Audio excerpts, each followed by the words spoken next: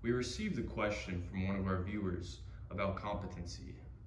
What is the policy about grandfathering all the employees when a company is going for API or ISO certification? Should they just declare that they are all competent? Wow, okay, that's a very good question. Actually, it's a question that probably many companies, many people going for certification for the first time have. So, when you're going for certification for the first time, there's going to be a lot of new policies, new procedures put in place, right? Like your employees are all not going to be new, but they were doing something one way, and now you're going to tell them, hey, you're going to have to do it this other way.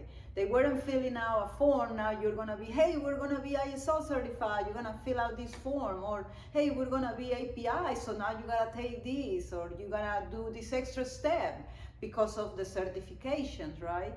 So there's going to be a lot of new things. But how about the competency part? Because both standards require that your employees are now competent. And so you will, maybe now you put your competency in place, and I'll explain how you will do that, but you wouldn't just go and say, well, you don't qualify anymore, so you're fired.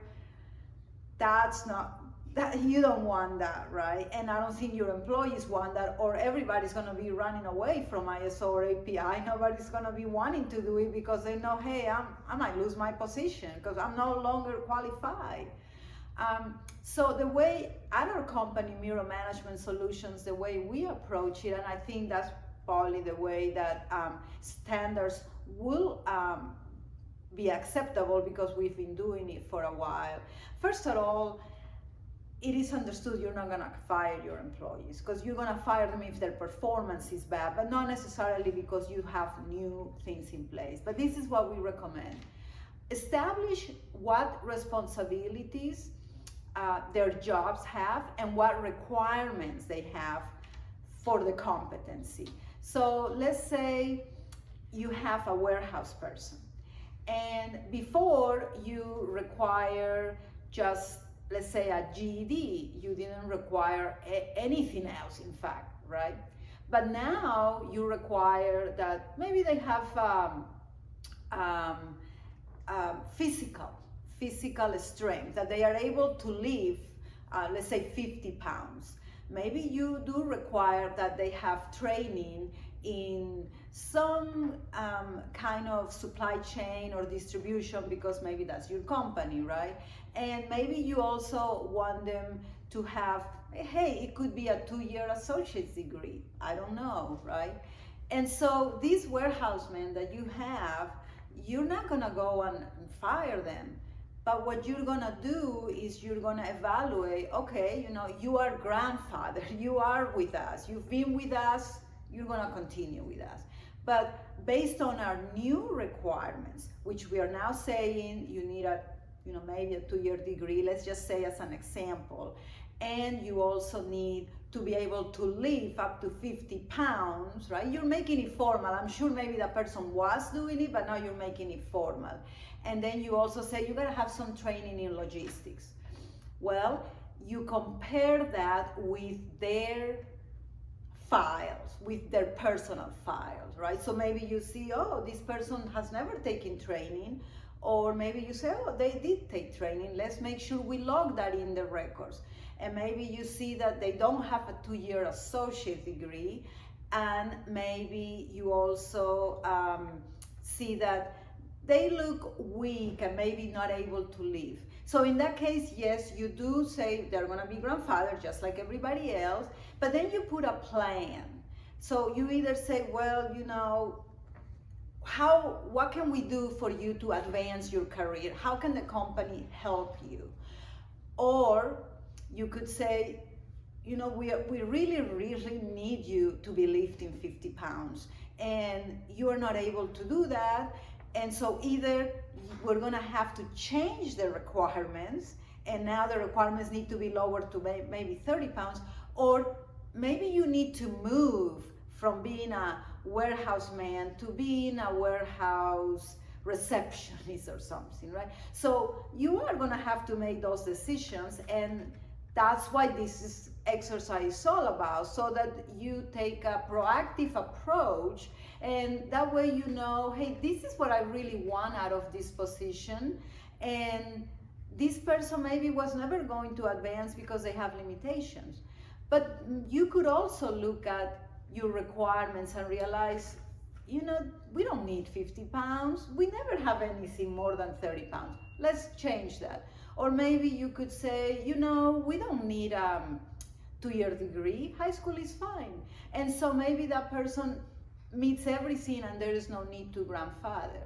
But if they don't meet all the new requirements, then yes, grandfathering is okay, so long as you make a plan of how you are going to advance them from where they are to your new requirements.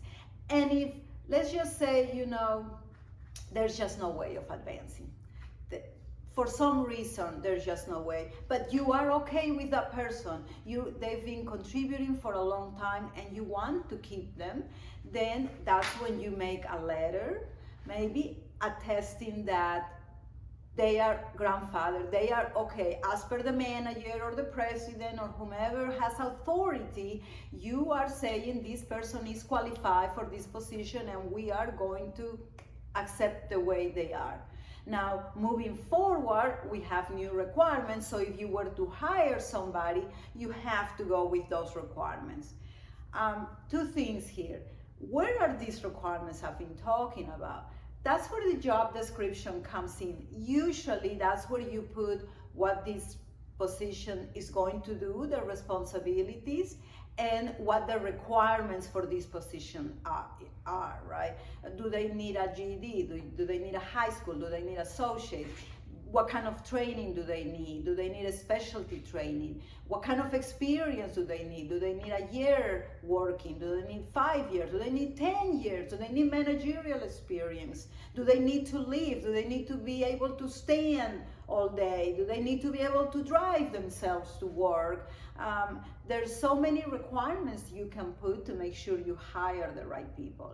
But these requirements are put and created by you. So don't go purchasing these requirements online without reading them, right? If you do buy them, you still need to scrub them because they need to fit your company and what you do. Same thing if you go and ask ChatGPT to give you job descriptions for certain things. Don't just take it as it is. You gotta make sure that it fits your company and the job positions that you are going to use them for. Because like I said, maybe lifting 50 pounds in your warehouse is never going to happen. There is no need. You are making bubble wrap and so you don't need that, right? So you gotta make sure you go through it. So in the end, that's what you need to check, that your job descriptions are well written, that you agree to them, managers agree, and then that your employees even agree to them and they have seen it and they see what they need to have. Now, if they don't have everything, you make sure that you have a plan. They are grandfathered up to now, but moving forward, they need to meet the plan. And so you are going to make that plan. You're going to give them the training, send them to training, or have a letter that says, it is okay that you do not meet everything. We are satisfied with your work, or we are okay and we agree to that. So those are the things that will really make you comply with all the requirements of ISO and API, while at the same time helping your company not only retain the good people that you have, but make sure that in the future you are hiring competent people and that you have those competency requirements. Well, hopefully that answered your question, and until next time, stay awesome and stay compliant.